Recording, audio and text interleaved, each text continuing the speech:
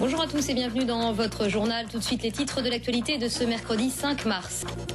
Dans 4 jours, les municipales. Aujourd'hui, gros plan sur ces candidats qui viennent des 4 coins de l'Europe. En revanche, pour s'asseoir dans le fauteuil de maire, il faut acquérir la nationalité française. Alors au cours de ces municipales, les étrangers de l'Union européenne peuvent voter. 1204 d'entre eux tentent même l'aventure et se présentent pour devenir conseillers municipaux.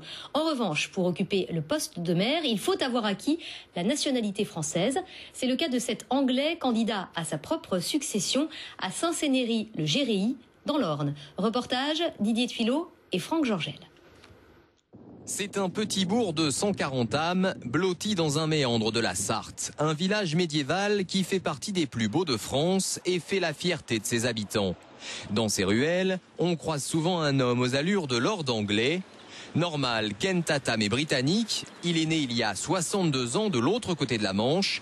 Il a passé une vingtaine d'années en Angleterre avant de succomber au charme de Saint-Cénéry-le-Géréy et de s'y installer avec son épouse. On se croit au Moyen-Âge. Et aussi, quelque part, ça me rappelle un petit peu de l'Angleterre, les endroits d'Angleterre qui sont comme ça, un peu sauvages. Moi, je suis du Yorkshire et je retrouve un petit peu du Yorkshire là-dedans.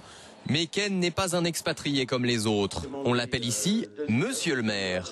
Il est même aujourd'hui le seul maire anglais de France. Anglais, ou plutôt franco-anglais, car il a dû demander la nationalité française pour se présenter la première fois en 1995.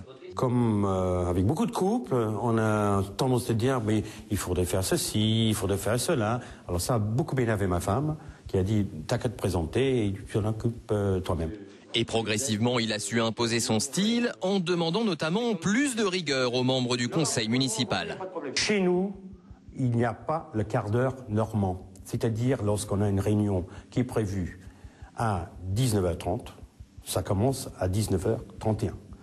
S'il brigue un 3e mandat, c'est pour continuer à valoriser le patrimoine de son village, comme cette ancienne auberge autrefois fréquentée par des peintres. Corot ou Courbet y avaient leurs habitudes. À l'époque, les artistes payaient leurs repas en peignant des tableaux à même le mur. Et ces trésors attirent aujourd'hui beaucoup les touristes et surtout les Anglais. S'il est réélu dimanche, Ken Tatham compte révéler d'autres merveilles aux visiteurs de sa commune. Des peintures inédites qui devraient séduire Français et Britanniques.